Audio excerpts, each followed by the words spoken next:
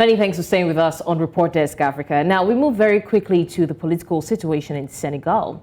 Now, the country known for its relative stability in West Africa has been engulfed in a political crisis since February 2024, when President Macky Sall announced the postponement of the presidential election. Now, President Sall had cited corruption allegations leveled against the Constitutional Council, the highest court in the land, charged with the responsibility of overseeing the electoral process. Opposition and some international observers condemned the postponement, deeming it unconstitutional and a threat to democracy. Now, the country's top court recently overturned the delay, leaving the election date in March 2024. Now, the situation remains tense, raising concerns about the developments in the weeks ahead and, of course, the potential escalation.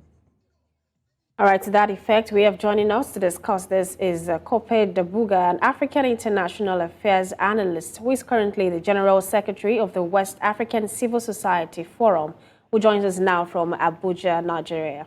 Thank you so much for joining us. Thank you very much. So I'll begin by asking now, for the longest time, Senegal has been regarded as one of the countries in the African region, especially the West African region, with a stable democracy. But now it has faced accusations of constitutional coup and amidst the political turmoil and unrest when the President Macky Sall postponed the election date. What do you think went wrong with Senegal? All right, it appears that our guest is having technical issues there. Blessings. While we wait for Kope to join us, we know that Senegal, like I stated, was used to have like a stable democracy, particularly for a country in the West African region. And but now the current president, who had initially cited that he was probably going to go for a third term in office, which caused the political unrest in the country, and now maybe all fingers equal said that he would not be running for a third term. And then now a date has now been set to March 24th. This supposed to be February before he said there was going to be like a postponement. What do you think is going on with countries in the West African region? I think that I've said this and I will say it again, there's been a pattern, right? There's something they used to teach us then in governments. They say power corrupts, absolute power corrupts absolutely, right?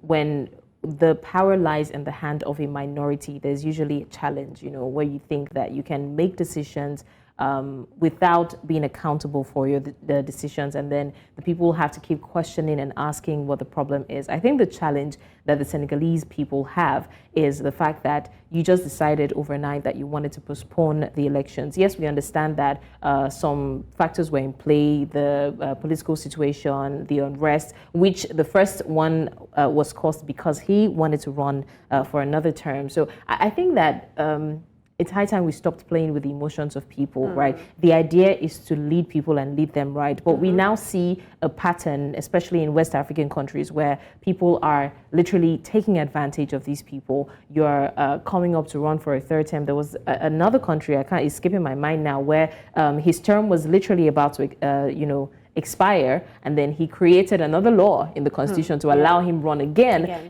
All of these things, we're not children, right? All we want is free and fair government beyond the elections. We want to be able to vote for the person we want, and we want that person to deliver absolutely. So all of these child's play, mind games, blame games is absolutely unnecessary. That's what I think. Yes, the African continent is taking too much of this, and it's time that we put a stop to it.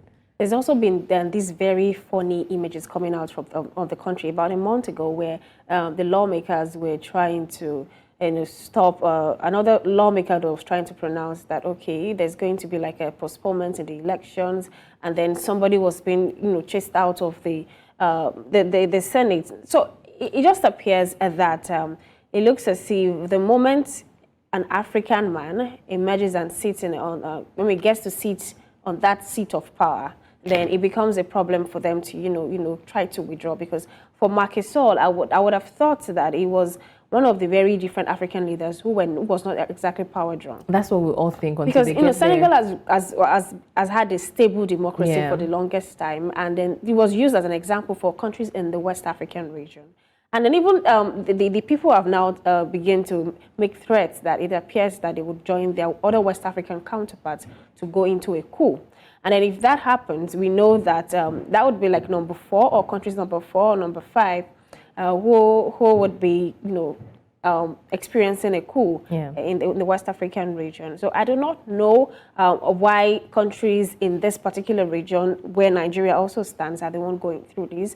Does it mean that, do we begin to say that Nigeria, this is coming close to home gradually now? We've seen Mali, we've seen Niger, and then we've seen Burkina Faso also. And then now Senegal, because of I would say in the longest time, the first time they are having like an instability in the democracy because of a president who was not willing to, hand over power. Step down, yeah. You get it. And now they are trying to see if this might lead them to a coup. Do you think, because of this, do you think it's enough reason for the citizens to think of going into a coup? I think that because of the fact that we've seen this happening around us, right? We've seen so many countries going to political unrest or even declaring coups because of, political disputes. Then it now becomes a normal thought. Like the first thing that comes to the mind of a person when, the government issues arise is, well, if this doesn't go well, then we're definitely going to have a coup. Or at least in the minds of an ordinary person or a normal person, they'll be like, they want, better governance. And if they're not getting it, then it's going to, there's no way that these kind of things will not spiral into civilian unrest. In fact, when we started noticing that there's a possibility of having political unrest is, when he started saying he wanted to stay longer in power till they brought someone else, which is not how it should be done. So already people started getting agitated. And now we can't... Even some of the opposition parties, the candidates, were stepping Exactly. down. Exactly. So now people are like, we're just hoping that it doesn't degenerate into that, but we're already seeing people get very uneasy. People are protesting already. So it's just a matter of time. Hopefully not, but it's a matter of time before this becomes another political unrest in our hands. So yes, it's already, I wouldn't even say it's close to home, it's already here. And the more these things keep happening across different countries, the more people are seeing it, and to them it's easier, like that's the way to reclaim power. So if the war is what you want, then the war is what you're going to get, which is something we don't need on this continent. Exactly. So it's looking like the power is now shifting to the hands of the people. So if you're in power, if you're not ready to hand over power, and then we make a threat of a coup, and then if you, I'm sure, no civilian leader would want a country that he's ruling over to go into coup. And if you're not ready for a coup, you better do the right job. That's much of what we can take on the package on Senegal political turmoil. Unfortunately, we couldn't get our guests to join us back because of technical, issues. And hopefully, if you stay with New Central TV, there's more to come on, details on Senegal political turmoil as they prepare to vote March 24. Now we go to a forecast segment where we give you what is in the crystal ball, just like Bernard will say. Stay with us.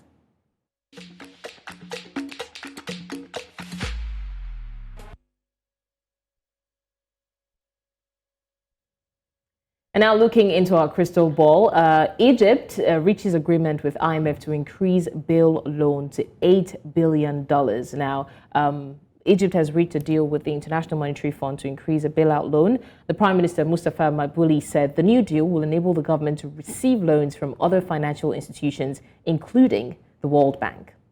And also moving to health now, the ministers of health from African countries with the highest burden of malaria are committed to accelerate actions to end death from the disease. Now, the ministers who gathered in Cameroon signed a declaration committing to provide stronger leadership and increased domestic funding for malaria control programs. Well, that's the much we can take.